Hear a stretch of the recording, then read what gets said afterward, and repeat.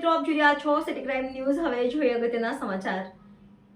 ગુજરાત સરકાર તરફથી આ વર્ષે પણ તારીખ 13 ઓગસ્ટથી 15 ઓગસ્ટ સુધી હર ઘર તિરંગા એવો કાર્યક્રમ આવ્યો છે.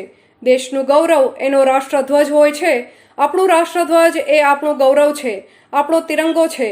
ધારી શ્રી SN દાવાણી પ્રાથમિક શાળાના રાજ્ય શ્રેષ્ઠ શિક્ષક જિગ્નેશ પુરી ગોસ્વામી દ્વારા દરેક નાગરિકો માટે એક સંદેશ આપવામાં આવ્યો છે. રિપોર્ટર સંજય વાળા, સિટી ક્રાઇમ ન્યૂઝ, ધારી. झंडा ऊंचा रहे हमारा विजय विश्व तिरंगा. तिरंगो એટલે ભારતનો રાષ્ટ્રધ્વજ.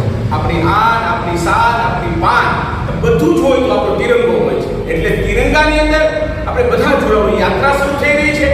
13 ઓગસ્ટથી શરૂ થઈને 15મી ઓગસ્ટ સુધી તિરંગા યાત્રા છે. હર ઘર તિરંગા, ઘર ઘર તિરંગા. શ્રી SN દાવાણી શાળા પરિવાર તરફથી આપને બધાને કહેવામાં આવે છે. એક શિક્ષક તરીકે હું આપને અરજ કરું છું, વિનંતી કરું છું કે દરેક વાલીશ્રીઓ, અમારા પ્રાથમિક શાળાના સ્કૂલના દરેક વાલીશ્રીઓ પોતાના ઘર ઉપર તિરંગો લગાવે. આની સિવાય ધારીના ગ્રામજનો, અધિકારી, પદાધિકારી, ભાઈઓ, બહેનો, નાના મોટા વેપારી, નાના ધંધાવાળાની બધા લોકોને વિનંતી કે આપણી આઝાદીના લડવૈયાઓ માટે, એટલે કે જેને આઝાદી અપાવી છે, એવા શહીદોની યાદ કરી અને આપણા ઘર ઉપર આપણે તિરંગો લગાવવાનો છે. એક નાનો એવો તિરંગો આપણા ઘરનું ગૌરવ, આપણી શાન, આપણી બાન વધારશે.